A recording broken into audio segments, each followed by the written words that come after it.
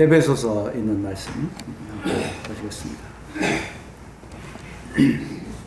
에베소 1장 13절 말씀 먼저 읽겠습니다.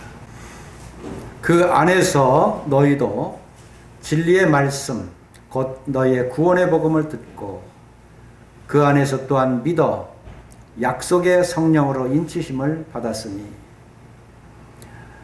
다음 2장 22절입니다. 너희도 성령 안에서 하나님이 거하실 거룩한 처소가 되기 위하여 그리스도 예수 안에서 함께 지어져 가느니라. 다음 4장 30절입니다. 하나님의 성령을 근심하게 하지 말라. 그 안에서 너희가 구원의 날까지 인치심을 받았느니라. 여기에 이 세 구절의 공통점은 무엇이라고 생각합니까? 바로 성령이십니다. 오늘은 성령을 우리가 더욱 성령 안에서 그리스도 안에 성령의 충만함을 받으니 우리에게 너무 감사하고 또 성령의 그 역사, 우리 안에 계신 하나님이시죠. 그래서 성령님에 대한 속성과 더불어 성령에 대해서 함께 더 말씀을 나누고자 합니다. 그래서 우리가 1장 13절에 또한 믿어 약속의 성령으로 인치심을 받았으니, 약속의 성령으로 인치심을 받았다, 이렇게 말씀해 주고 있습니다. 에베소 1장은 삼중적인 그러한 증거를 말씀하고 있는데, 1장 3절에는 하늘에 계신 아버지 하나님, 그리고 1장 7절에는 바로 그 아들 되신 예수 그리스도, 그리고 12절, 13절, 14절에는 바로 이 성령의 하나님을 말씀해 주고 있습니다. 저는 이 말씀을 보게 될 때, 다시 얘기해서 에베소 말씀을 보게 될 때, 바로 사도 바울이 사도행전 19장에서 그 에베소에 거하면서 참 계속 2년 반 또는 반년, 그래서 3년여 개월을 바로 그곳에서 계속 가르치셨던 이 사도 바울의 모습을 떠올립니다. 어떠한 말씀을 가르쳤을까? 근데 그 내용을 들여다보면 이 에베소 성경 안에 아주 빼곡하게 이 교회의 진리와 더불어 성령의 이와 같은 역사하심을 기록한 사실을 보게 됩니다. 사도 바울은 성령의 이 역사하심을 생각하게 될 때 이미 성령 안에서 인치심을 받았고, 그리고 성령 안에서 그 기업을 얻게 되었고, 그리고 성령 안에서 우리가 2장 22절 본 대로 지금 교회가 성전으로 지어져 감으로 인해서 하나님께서 거하실 처소가 되어 가고 있고, 그리고 에베소 4장 30절에서는 바로 이 성령을 근심케 하지 말아라, 성령 충만함을 받아라, 이렇게 말씀해 주심으로 인해서 우리로 하여금 지금 성령 안에서 지금 우리가 살아가고 있다고 하는 것을 다시 한번 확인시켜 주고 있고, 그래서 성령 안에서 하나님의 놀라운 신령한 축복들을 맛볼 수 있도록 그래서 이와 같이 이 놀라운 교회의 축복을 또 은사들을 말씀해 주고 있습니다.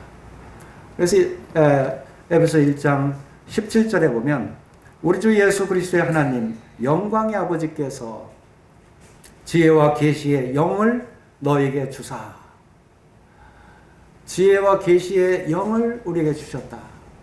그러니까 우리에게는 하나님의 영이 우리에게 임하셨다 하는 사실이에요. 그래서 우리 안에 지금 거하시는 하나님을 보라, 그 하나님은 바로 성령이시다 하는 것을 말씀해 주고 있는 것입니다. 18절에는 뭐라고 말씀하고 있습니까? 너희 마음의 눈을 밝히사. 우리의 마음의 눈을 밝혀라 하는 거예요.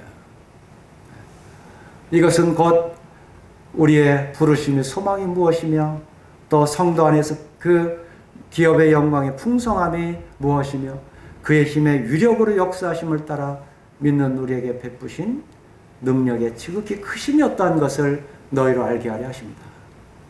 이것은 하나님의 영이 바로 성령으로 말미암아 우리 속에서 어떻게 역사하시는지 우리로 하여금 더욱 밝은 이 마음의 눈을 밝혀서 바라보라고 말씀하고 있는 것입니다. 이와 같이 우리 중심에는 하나님이 거하십니다. 우리는 이 하나님이 거하시는 이 하나님을 우리는 경외하고 또 이 하나님께서 역사하실 수 있도록 우리는 어떻게 해요? 나는 죽고 내 안에 그리스도께서 사신 것이라. 그래서 제자의 삶은 바로 나를 부인하는 것입니다. 내 육체를 부인하는 것입니다. 내 생각과 사상을 부인하고 오직 하나님께서 주신 하나님의 마음 안에 계신 이 하나님을 우리가 시인하고 그 하나님께 순종하고 복종하면서 우리가 살아가는 이와 같은 하나님의 자녀된 삶의 비결을 우리에게 가르쳐 주고 있는 것입니다. 그래서 이 에베소의 말씀들을 보면요, 성령으로 역사하는 이와 같은 이 역사의 그 하나님의 그 역사의 모습을 계속 말씀해 주고 있죠. 4장 에베소 4장 3절에는 뭐라고 말씀하고 있습니까? 평안에 매는 줄로 성령이 하나 되게 하신 것을 힘써 지키라 그랬습니다. 우리에게 성령이 하나 되게 하셨다. 다른 것으로는 우리가 하나가 될 수가 없어요. 육체로 우리가 뭉치면요, 이게 하나가 되지 않아요. 함께 우리가 하나님을 찬양하고 함께 우리가 예배드리고 함께 우리가 기도하고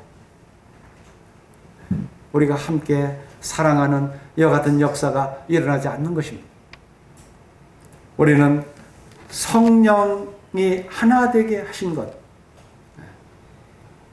성령께서 지금도 우리 속에서 일하고 계신데 성령께서 하나 되게 하셨다구만. 이것을 우리는 지키기만 하면 돼요. 이것이 순종이에요. 어떤 사람들은 막 이렇게 이제 성령을 의지하지 않고 자기의 생각을 의지합니다. 그래서 막 주장을 해요. 그런 그 주장하는 모습을 가만히 들여다보면 그것이 자기의 생각이에요. 말씀에서 난 것이 아니에요. 그리고 기도를 통해서 성령의 그 진리의 영으로 말하는 것이 아니에요. 우리 이런 것을 조심해야 됩니다. 그래서 여기에 모든 겸손과 온유로 하고라고 말씀하고 있어요. 이 겸손은 우리 주님께서 우리에게 역사하도록 우리 자신을 낮추는 것입니다. 온유함은 무엇입니까? 혹시 저 형제, 저 자매 가운데 하나님께서 거하시는데 그 하나님을 내가 근심시키지는 않은 것인가? 하나님을 내가 대적하는 것은 아닌 것인가? 왜냐하면 각자의 그 마음 속에는 하나님의 영이 계시기 때문에 그 하나님을 우리는 존중해야 되는 거예요. 우리가 성도를 서로 존중해라, 서로 존중해라, 서로 사랑해라 하는 것은 하나님께서 지으신 피조물로 하나님의 명령도 있지만 이 하나님께서 그 속에 각 성도마다 하나님의 영이 거하시기 때문에 그 하나님을 우리가 함부로 할 수가 없는 거예요. 그래서 서로 진리 가운데 서로 하나님의 영을 평안케 하고 하나님의 영을 경외하면서 서로 이렇게 하나 되게 하신 이와 같은 것을 기억하면서 서로 사랑하는, 그래서 하나가 되게 하신 이것을 우리가 힘써 지키게 되는 것입니다. 이 세계 우주에는 오직 에베소 4장 4절에 말씀한 대로 성령도 한 분이시니 그랬습니다. 이 성령은 한 분밖에 없어요. 다른 성령이 없어요. 그렇기 때문에 우리가 어떤 분쟁이나 어떤 분별이 어려울 때는 하나님께 기도하면 그 기도하는 가운데 주님의 뜻을 우리가 분별할 수가 있는 것입니다. 요한복음에 보면 성령은 우리의 보혜사라고 말씀했어요.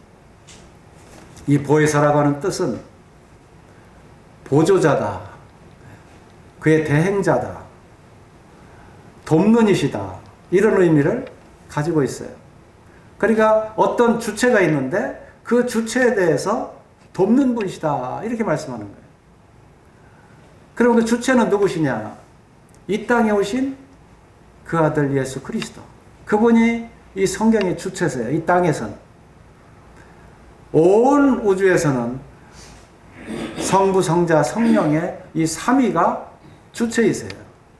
왜 그러냐면 이 모든 창조는 이 아버지 하나님 혼자 창조하시지 않았어요. 우리의 모양으로 할 때 우리라고 하는 것은 복수를 말씀하고 있어요. 우리 하나님은 바로 복수의 하나님. 이렇게 해서 복수의 하나님으로 계속 나오고 있죠. 그래서 이 창조부터도 성부, 성자, 성령의 하나님이 창조를 하시고 오직 한 분이신 이 하나님. 그래서 하나님은 엘로힘이라고 하고 여호와는 아도나이라고 그러고 전도서 12장 1절에는 참 창조자 하나님을 기억하라. 이 창조자의 이런 하나님의 그 의미는 바로 복수를 의미하고 있어요. 혼자가 아니에요. 그래서 그 하나님이 이제는 각 역할이 다르죠. 성자 하나님은 십자가에서 죽으시는 역할을 감당을 하셨습니다. 그리고 성령 하나님은 이제 주님이 떠나신 후 이제 보혜사로서 우리 주님을 기억나게 하시고 또 그 가르치심을 받게 하셔서 하나님의 영광을 더욱 드러내는 이와 같은 일을 하게 하셨습니다. 우리 요한복음 16장을 보도록 하겠습니다. 우리 13절부터 15절까지 우리 다 같은 목소리로 한번 읽어보겠습니다. 자, 시작. 그러나 진리의 성령이 오시면 그가 너희를 모든 진리 가운데로 인도하시니 그가 스스로 말하지 않고 오직 들은 것을 말하며 장래를 너에게 알리시리라. 그가 내 영광을 나타내리니 내 것을 가지고 너에게 알리겠습니다. 무릇 아버지께 있는 것은 다 내 것이라. 그러므로 내가 말하기를 그가 내 것을 가지고 너에게 알리시리라 하였노라. 여기 오면 진리의 성령이 오신다 말씀하셨습니다. 그리고 너희를 모든 진리 가운데로 인도하신다. 인도하시는 분이 누구세요? 이 보혜사 성령이세요. 그리고 그가 스스로 말하지 않고 오직 들은 것을 말하신다. 그리고 장래일을 너에게 알리신다. 이게 다 누가 하는 거예요? 성령께서 하시는 거예요. 왜? 14절에 그가 내 영광을 나타내리니. 누구의 영광을? 예수 그리스도의 영광. 내 영광. 우리 주님의 영광을 성령이 나타내신다 그랬습니다. 그리고 내 것을 가지고 너에게 알리겠습니다 그랬습니다. 우리 주님 것을 가지고 알리시겠다. 그렇기 때문에 우리 주님께서 이 땅에 오셨을 때 우리에게 성경에 기록된 말씀대로 우리 주님은 말씀하셨고, 우리가 영이 없으면 이 성경은 그냥 기록에 불과해요. 그냥 하나의 책에 불과해요. 그러나 성령이 우리 안에 계시면 성령께서 이와 같이 진리 가운데로 인도하시고 또 주님의 하신 말씀을 말하며 또 장래를 너에게 말해주고 그리고 주님의 영광을 나타낼 것입니다. 이것은 전부가 주님의 것입니다. 주님의 것은 15절에 보면 무릇 아버지께 있는 것은 다 내 것이라 그랬습니다. 이것은 무엇을 말씀하고 있습니까? 아버지와 우리 주님은 하나다. 동등하다. 그래서 이 동등하심에 대해서 우리가 쭉 보면 많은 말씀이 아버지 하나님과 성자 우리 주 예수 그리스도는 동등하신 분이 같은 위에 계신 분이에요. 그 사도 바울이 놀랬잖아요. 자신이 하나님만을 섬기고 최고의 그런 유대인으로서 바리새인과 같이 참 열심히 충성을 다하는 줄 알았는데 가만히 생각하니까 자기 혈육으로 하나님을 섬겼던 주님의 것 가지고 섬겨야 되고 내 안에 성령께서 거하심으로 성령으로 이 모든 일을 했어야 되는데 아무것도 성령을 받지도 못한 가운데 그와 같이 일했던 것이죠. 그는 근본 하나님의 본체시나 빌립보서 2장에 보면 사도 바울은 이것을 발견했어요. 그분은 하나님의 본체시고 저도 사실 이 말씀을 읽고 깜짝 놀랐어요. 주님이 하나님의 본체시라고? 처음에 성경을 대할 때는 예수님은 그냥 성자에 불과하구나 라고 읽었죠. 근데 주로 영접했을 때는 그냥 나의 주님이시구나 라고 생각을 했어요. 그리고 나를 죄에서 구원해 주신 하나님이라고 생각을 했어요. 근데 조금 더 알고 보니까요, 조금 이상하게 들을지 모르겠지만 예수 그리스도가 하나님과 본체시다. 아버지 하나님과 동등되시다. 그런데 주님은 동등됨을 취할 것을 여기지 아니하셨다. 이 세상에 오셔서 그렇게 고백을 하신 거예요. 예수님이 하나님과 동등하신 분이구나. 그분은 하나님이시구나.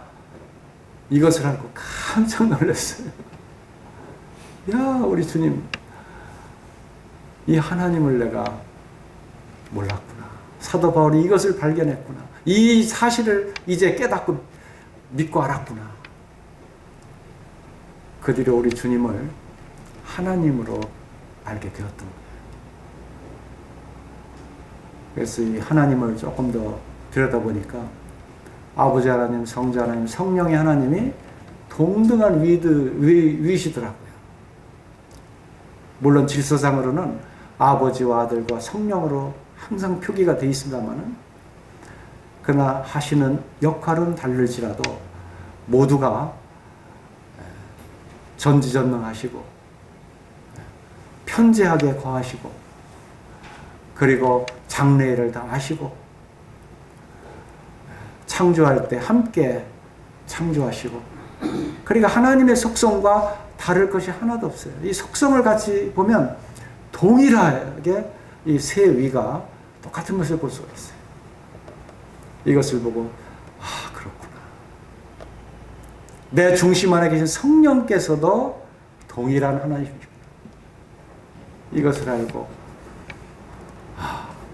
내 안에 계신 하나님, 저에게 성령으로 함께 하시는, 내주하시는 이 하나님이신 이것을 깨닫게 되고 나서는 이제 하나님을 대하는 것이 달라지기 시작했죠. 그것은 큰 변화였고 또 하나님의 경외하심이 이제는 마음에 진정이 되어 있고 그걸 예배 드릴 때는 참 하나님께 우리가 신령과 진정으로 예배를 드리게 되는 것이죠. 그 성령이 우리 안에 거하심을 알지 못하는 사람은 그 사람은 하나님의 사람이에요. 우리 로마서 8장을 잠시 열어보겠습니다. 로마서 8장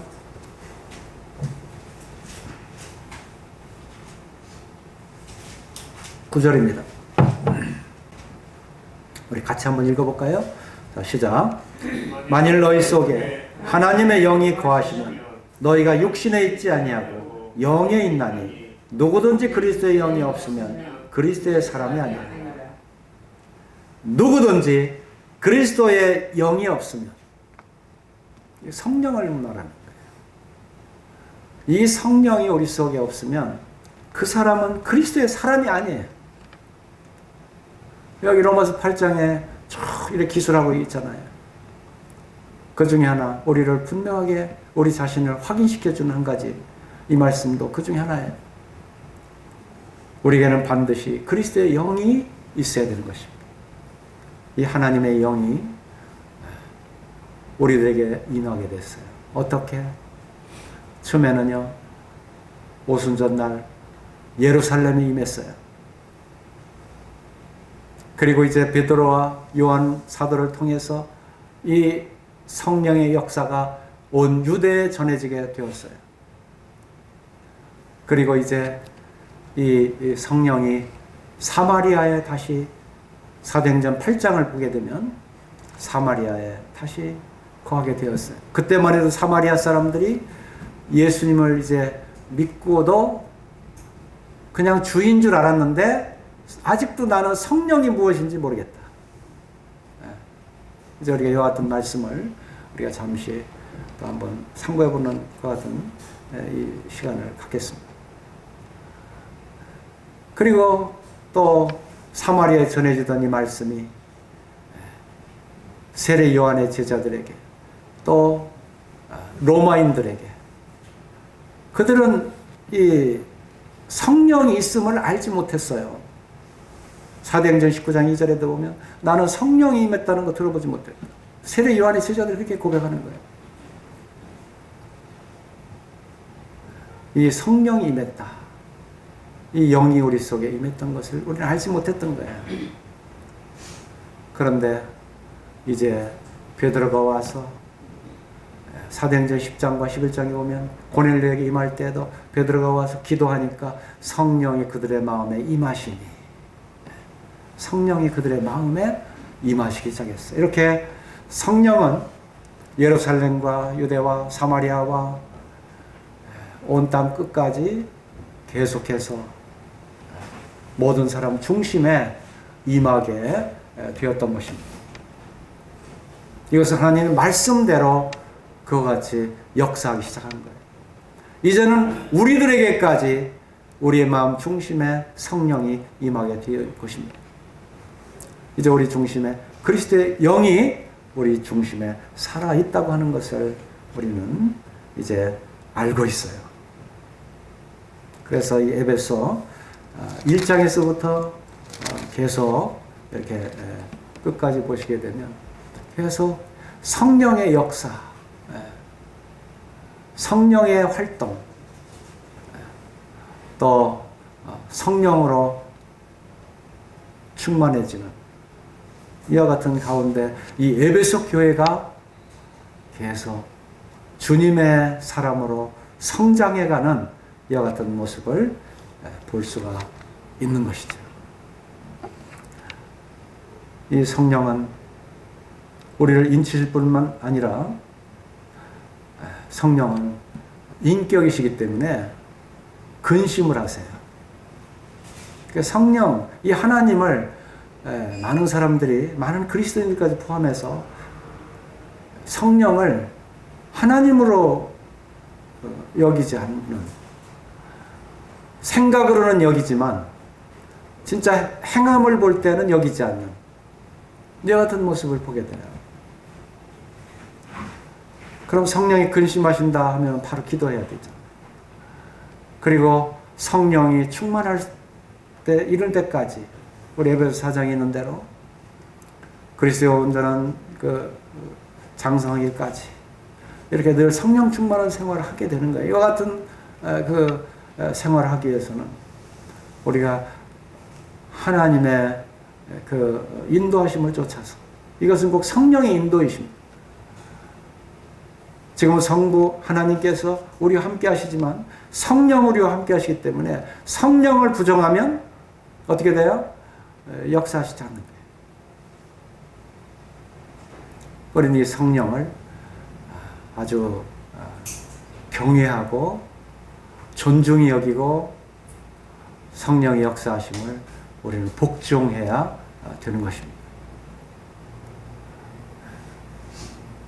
우리는 그러기 위해서 계속 우리는 주님 앞에 그 합당한 이와 같은 부르심에 부르심 받은 일에 합당하게 우리가 행하지 아니하면 성령의 충만함을 우리가 누리지 못합니다. 이것이 우리들에게 이 에베소서에서 계속 가르쳐 주시는 이와 같은 마음의 그 말씀의 중심이 된다고 하는 것을 우리가 이 말씀을 묵상할 때마다 기억하고 주님 앞에 복종하는 자세로 우리가 있어야 될 줄로 압니다.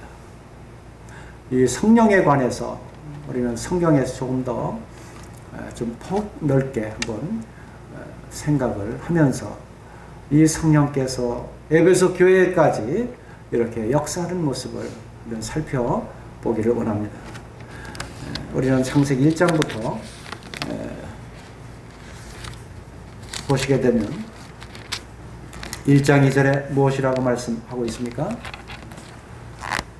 땅이 혼돈하고 공허하며 흑암이 깊음 위에 있고 하나님의 영은 수면 위에 운행하십니다. 하나님의 영, 이것은 어디에 있다고요? 수면 위에 운행하십니다.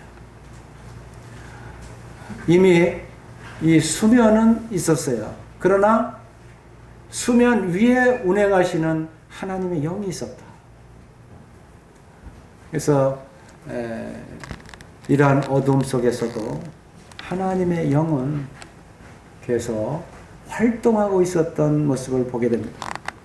그 활동하는 그 위치는 어디였냐면 바로 수면 위에서 활동하셨다. 그래서 아마 이 물은 모든 생명의 그 근원과 같이 물이 없으면 살 수가 없어요. 그 물 위에 거하시는 하나님의 영이 함께할 때, 그러니까 우리는 물로 세례를 받잖아요. 우리를 깨끗하게 하잖아요. 물을 마시고 우리가 또 살아가잖아요. 그러니까 물은 우리에게 굉장히 중요한 역할을 합니다. 그러나 여기에 하나님의 영이 거해야 돼요. 세례 요한은 물로 세례를 베풀었지만 우리 주 예수 그리스도는 하나님께 주시는 성령으로 세례를 베풀어 주셨습니다. 아담은 우리에게 하나의 사람을 지으시고 생기로 우리에게 거하시는 이와 같은 사람의 영이었다면 고린도전서 15장에서는 우리 주 예수 그리스도는 우리를 살려주시는 영으로 가셨어요. 이 살려주시는 영이 뭐예요? 성령이시다. 물 위에 거하는 하나님의 영, 이것은 하나님의 성령을 말씀한다. 하나님의 영이다 그 말이에요. 거룩한 영이다. 그리고 창세부터 하나님의 영은 이렇게 함께 창조 때부터 역사하셨습니다. 욥은 이와 같은 말씀을 이렇게 고백하고 있습니다. 욥기 33장에 보면 33장 4절을 볼 것 같으면 하나님의 영이 나를 지으셨고 전능자의 기운이 나를 살리느니라 그랬습니다.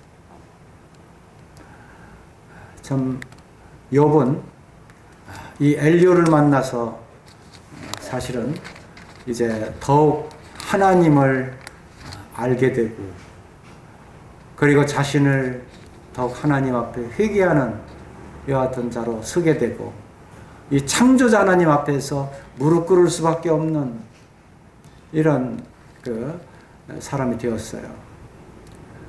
결국 모든 고난 가운데에서 더욱 하나님을 알게 하시고 그 축복을 알게 하신 이 과정에는 바로 이 엘리후가 있었는데 그때 이 하나님을 말씀하시기를 하나님의 영이 나를 지으셨다. 우리는 뭐예요? 하나님께 지음을 받은 자다. 우리는 피조물에 밖에는 존재하지 않는다. 우리는 피조물이다. 그리고 전능자의 기운이 나를 살리느니라. 이 전능자라고 하면 무엇이에요? 모든 능력이 많으신, 하나님께서는 하지 못하실 일이 없는 분이시죠. 그 하나님을 우리가 의뢰하게 될 때 그 하나님께서 우리를, 그 기운을 살린다는, 우리를 정신 차리게 한다는. 그러니까 이 선진들이 볼 때, 다니엘도요, 참 하나님 앞에 기운을 다 잃었어요. 그런데 하나님께서 말씀을 주시니까 다니엘이 힘을 차렸어요. 사도 바울이 고린도에 가서 복음을 전할 때 정말 두려워했어요. 하나님께서 두려워하지 말라. 그 한마디에 사도 바울은 기운을 차렸어요. 유라굴라라는 그와 같은 풍랑을 만났을 때에도 하나님께서 너를 로마의 왕 앞에 세울 것이라고 말씀하셨을 때 반드시 우리는 살아난다. 하나님께서 지키신다. 사도 바울은 하나님의 주신 말씀을 의지함으로 인해서 그 풍랑에 배가 좌초이게 있는 그 두려운 때에도 하나님의 말씀을 의지해서 그 탄 모든 선장과 더불어 많은 사람들과 더불어서 사도 바울이 위로하고 믿음으로 정신을 차리고 그곳에서 참 구원받았던 이와 같은 일을 기억합니다. 전능자의 기운이 나를 살리느니라. 이것은 바로 창조자 하나님의 기운을 우리가 받아야 되는 것이다. 욥은 정말 기진맥진하고 있었어요. 그런데 다른 세 친구들은 다 힘을 잃게 했습니다. 이것은 다 네 잘못이지, 네 책임이지. 하나님은 참 공의로우신 분인데, 그래서 욥을 더 괴롭게만 하고 힘을 뺐지만, 그러나 엘리야는 달랐어요. 하나님의 말씀, 창조자를 계속 기억하게 하는 거예요. 나중에는 악어를 지으니까 누구시냐,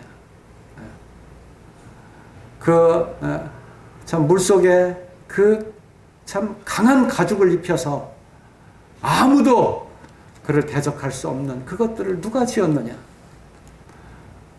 그리고 이 짐승들 하나하나를 이렇게 보게 할 때 욥이 바로 자신이 피조물인 것과 전능자 하나님, 창조자 하나님을 기억하고, 그리고 비를 내리시고 우박을 내리시고 천지를 진동하시는 이 하나님을 보게 하셔서, 하나님 앞에 나는 아주 작은 존재이구나.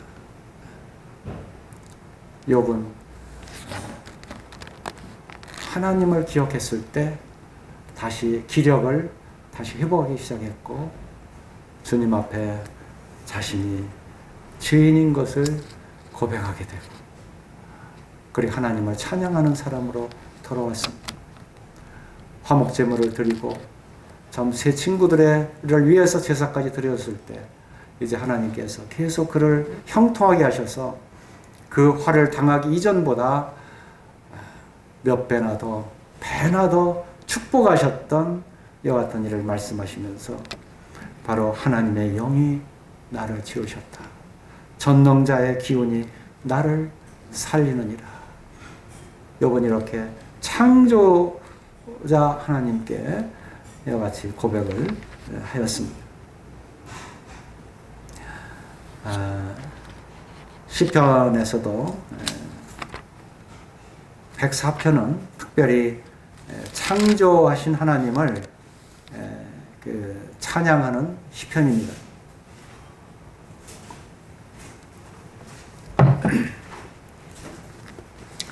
거기에서 30절을 보게 되면 주의 영을 보내어 그들을 창조하사 지면을 새롭게 하시나이다. 여기에 주의 영을 보내어, 구약에도요 주님의 영을 계속 보내셔서 아주 소수이지만 이스라엘을 계속 보호하셨어요. 유대인들을 계속 보호하셨어요. 그래서 이 하나님은 항상 하나님의 영을 보내서 특별한 자들을 인도하시면서 백성들에게 이것을 고하라 이렇게 하시면서 인도하셨던 것을 보게 돼요. 그래서 우리가 그 사무엘 하에 23장 2절에서 보면 참 다윗이 하나님께 기도하잖아요. 장그 굴 속에 갇혔을 때도 하나님을 의지했고 하나님은 또한 다윗을 그 위경에서 구원하시고 이렇게 할 때도 여호와의 영이 나를 통하여 말씀하시며 그의 말씀이 내 혀에 있도다 이렇게 고백을 하는 거예요. 한번 실제 한번 찾아보는 것이 좋을 것 같습니다. 사무엘 하 23장입니다. 23장 2절에 여호와의 영이 나를 통하여 말씀하시며 그의 말씀이 내 혀에 있도다. 다윗이 얼마나 하나님을 의지하고 하나님께 기도하고 하나님을 사랑했는지. 이 사무엘하 22장은요 특별히 시편 18편하고 똑같아요. 다만 시편 18편에는 1절에 내가 하나님을 사랑하나이다 이 말씀이 시편 18편에 있어요. 이게 다윗의 마지막 인생의 시고 또 23편은 또한 다윗의 마지막 고백입니다. 다윗은 시를 참 잘 적기 때문에 참이 그 노래를 이야기하면 가사예요. 이 시를 참 잘 지었어요. 그리고 이 비파를 잘 이렇게 쳤어요. 이러면서 그 찬양을 하는데 어떤 찬양을 하느냐? 하나님의 영으로 하나님께 찬양을 하는 거예요. 하나님의 영으로 하나님께 기도하는 거예요. 이게 다윗의 믿음이에요. 지금은 우리 주님께서 우리 모든 사람 심령 안에 성령을 보내셨습니다. 그래서 하나님께서 거주하시는 각자의 성령의 전이 되게 하셨습니다. 근데 특별히 하나님은 다윗을 사무엘상 16장에서 보면 다윗에게 기름을 부어주셨어요. 그들의 다윗이 하나님의 영을 받게 되었어요. 하나님의 영을 받은 다윗은 어떻게 생활했습니까? 하나님을 경외하면서 하나님을 찬양하면서 하나님의 시를 짓고 비파를 두드리며 찬양과 기도로 생활을 했습니다. 어떤 위경에 처하더라도 다윗은 찬양을 했던 거예요. 어떤 적군이 몰려올지라도 다윗은 기도를 했던 거예요. 그래서 이 기도와 찬양이 없으면 다윗은 아마 그 참담한 인생, 유다에서도 아주 악한 왕 중에 하나가 됐을 텐데 모든 그 통일을 한 왕이기 때문에 권세가 대단한 왕이었기 때문에. 그런데 다윗은 시편에 보면 나는 왕이다. 군림하는 것이 하나도 없고요. 항상 하나님 앞에 주라는 단어를 붙여요. 여호와는 나의 목자시다. 주는 나의 하나님이시다. 여호와 나의 하나님이야. 나의 찬양을 들으시옵소서. 나의 기도를 들으시옵소서. 항상 이렇게 겸손한 인도하심을 받았습니다. 이것이 바로 다윗이 여호와의 영이 나를 통하여 말씀하시며 여호와의 영을 항상 교통하면서 하나님께 이렇게 함께 내주하는 삶을 살았다고 하는 것입니다. 그의 말씀이 내 혀에 있도다. 우리는 어떻습니까? 그 말씀이 우리의 혀에 있습니까? 우리의 혀에 우리의 그 말씀이 항상 있어야 됩니다. 우리가 119편을 보면요, 시편 119편을 보면 항상 그 혀에 말씀이 있는 것을 볼 수가 있어요. 시편 119편을 잠시 한번 보겠습니다. 119편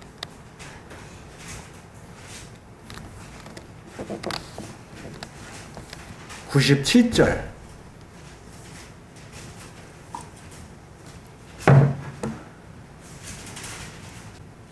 내가 주의 법을 어찌 그리 사랑하는지요. 내가 그것을 종일 작은 소리로 읊조리나이다. 이것이 작은 소리로 읊조리나이다. 이것이 항상 그 말씀이 내 혀에 있는 것이다 하는 것을 입증하는 거예요. 이 시편 119편을 보면 참 많이 나와요. 99절을 보시면 내가 주의 증거들을 늘 읊조림으로 나의 명철함이 나의 모든 스승보다 나으며. 무엇을 읊조려요? 주의 증거들을. 우리가 설거지할 때도 주님의 증거를 읊조리는 것은 좋은 것입니다. 그 증거를 읊조리는 것은 찬양이나 마찬가지예요. 기도나 마찬가지예요. 늘 읊조려야 돼요. 어떤 자매님을 보면 푸념을 해요. 그냥 세상 못 살겠어. 완전히 성령이 떠난 사람이에요. 그런데 못 살겠어. 그 이유가 있을 거 아니에요. 그럼 이웃 간에 뭔가 갈등이 있다든지 그러면 주님의 말씀으로 돌아와서 해지기 전에는 분을 품지 않게 되고, 또 이웃을 사랑하는 말씀을 따라서 오히려 그런 사람을 위해서 기도하고, 오히려 갈등이 있으면 그 사람에게 오히려 참 이 사랑을 더욱 드러내주고, 이렇게 좀 바뀌어야 될 거 아니겠어요? 그리고 이러한 갈등을 갖게 하신 하나님에게 내가 잠시 고생은 하지만 그러나 더 큰 깨달음을 주시겠구나. 오히려 이런 갈등을 주신 하나님을 통해서 나를 낮추시는 하나님께 오히려 감사하고, 이 생활, 생각 모든 게 어떻게 돼요? 달라지는 거예요. 이게 주의 증거들을 늘 읊조리는 거예요. 이렇게 되면 나의 명철함이 나의 모든 스승보다 낫다. 명철이 자꾸 이 모든 세상의 스승보다 낫게 되는 거예요. 이렇게 늘 그 말씀이 내 혀에 있도다는 다윗의 고백이 우리의 생활의 삶이 되어야 되는 것입니다. 우리 많은 말씀이 78절을 보세요. 119편. 교만한 자들이 거짓으로 나를 엎드렸으니 그들이 수치를 당하게 하소서. 나는 주의 법도들을 작은 소리로 읊조리리이다. 참 이 교만한 자들, 거짓으로 엎드렸던 자들. 그래서 이러한 자들에 대해서는 공의 하나님께 맡기는 거예요. 내가 직접 하는 것이 아니라 공의 하나님께 기도하는 거예요. 이렇게 해서 나는 주의 법도들을 작은 소리로 읊조립니다. 이렇게 말씀하고 있는 것입니다. 또 48절에 보면 또 내가 사랑하는 주의 계명들을 향하여 내 손을 들고 주의 율례들을 작은 소리로 읊조리리이다. 성령이 함께 하시는 사람에게는, 하나님의 영이 함께하는 사람에게는 항상 그 혀에 주의 말씀이 항상 떠나지 않는 것을 볼 수가 있는 것입니다. 한 구절만 더 보겠습니다. 시편 119편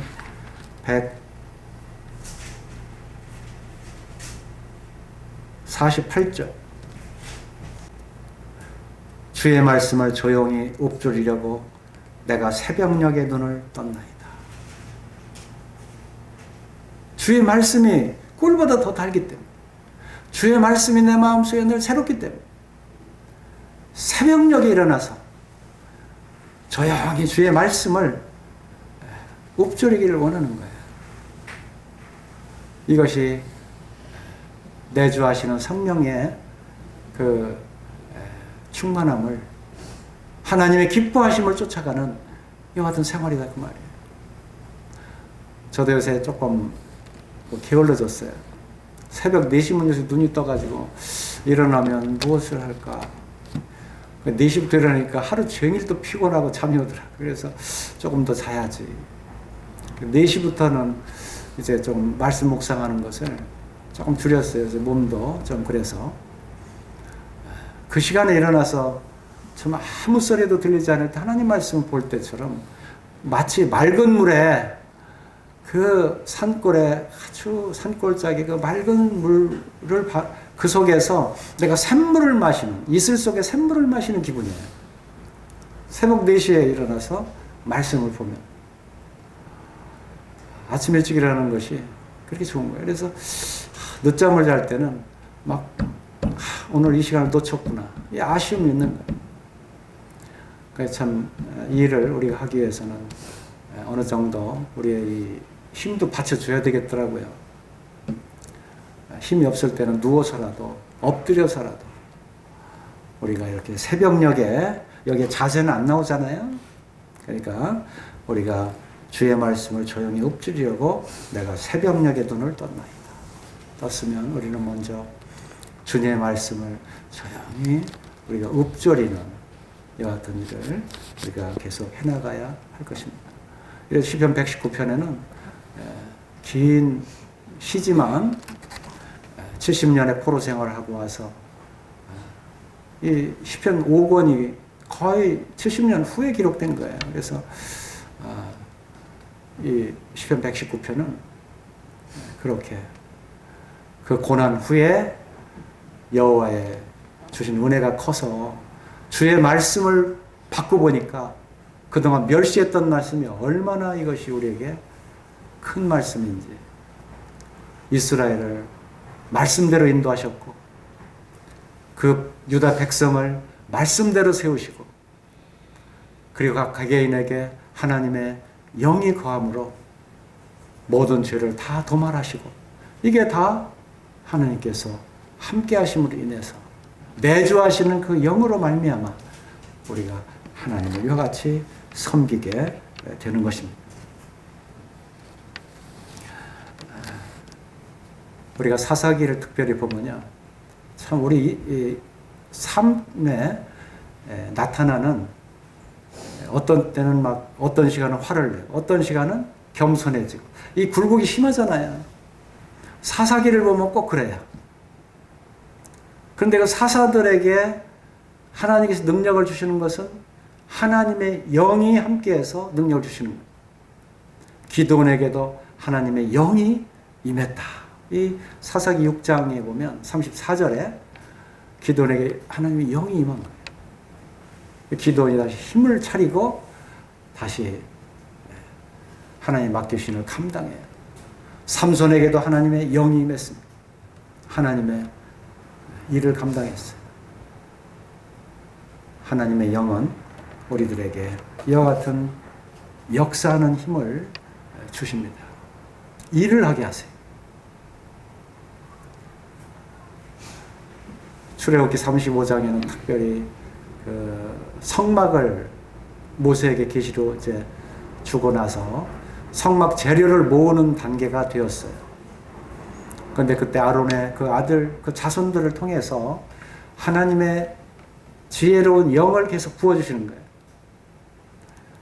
그러니까 성막을 지을 때 그 하나님의 영을 받고 난 그 제사장들이 그 참 흰색, 자색, 홍색 실 이렇게 하나님이 주신 그러한 실로 짜고 가져오는 예물을 받고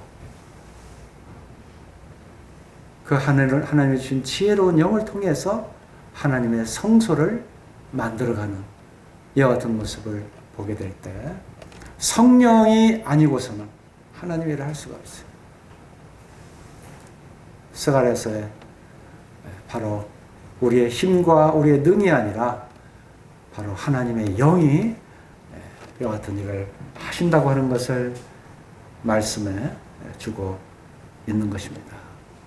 이렇게 성령은 우리들에게 일을 하게 하시고 성령은 우리로 가르치게 하시고 우리 그리스도의 일을 생각나게 하시고 하나님의 말씀 진리의 영으로 우리를 계속 가르쳐 주시는 거예요. 그 영, 그 하나님이 지금 우리 속에 내주하고 있다. 우리가 이것을 우리가 기억해야 될 줄로 압니다. 오늘 본문 에베소 4장 30절을 읽겠습니다.